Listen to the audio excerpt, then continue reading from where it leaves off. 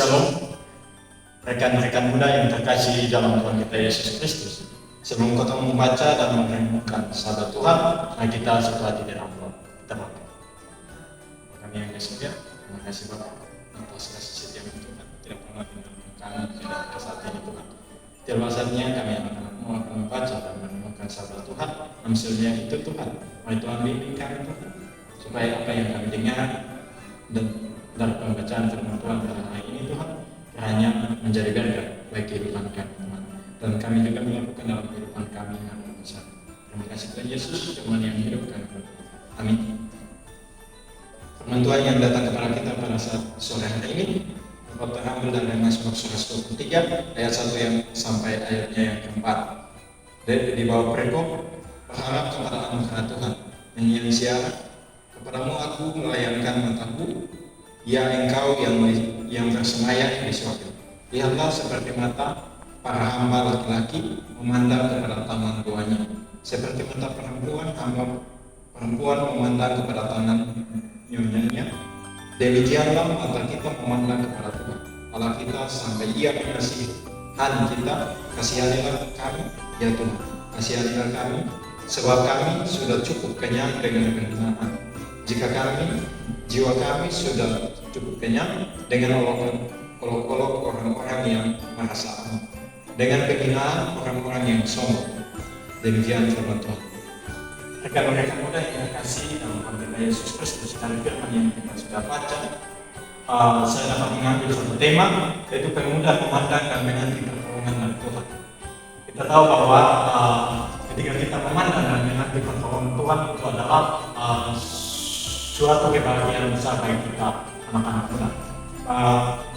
Anak-anak muda yang terkasih, kita tahu bahwa saat ini banyak anak muda yang mengalami perundingan atau bullying dalam kehidupan masing-masing. Itu tidak hanya terjadi pada saat ini, tapi itu terjadi dari masa lampau hingga saat ini juga masih terjadi perundingan dan bullying.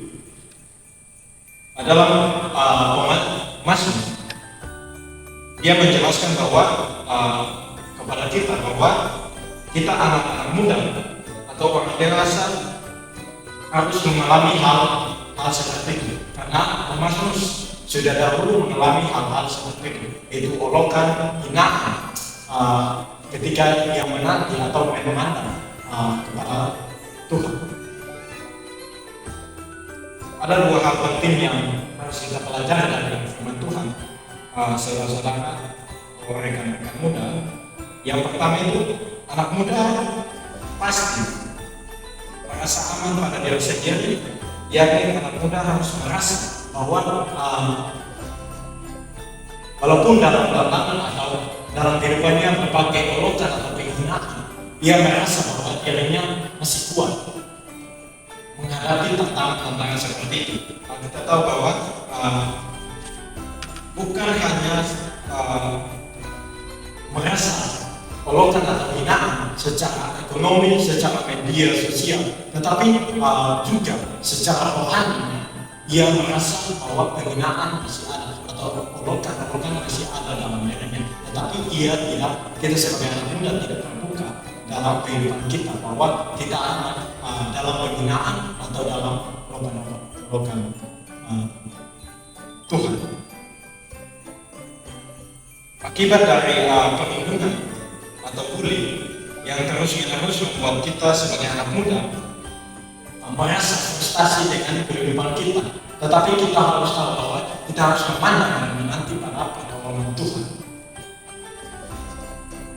Untuk itu kita sebagai anak muda, kita jangan merasa frustasi dengan apa, dengan hinaan atau bukan dari orang, tapi kita harus memandang menanti pertolongan Tuhan, karena Tuhan selalu menolong dan menolong kita dalam kehidupan kita. Itu hal yang pertama. Hal yang kedua,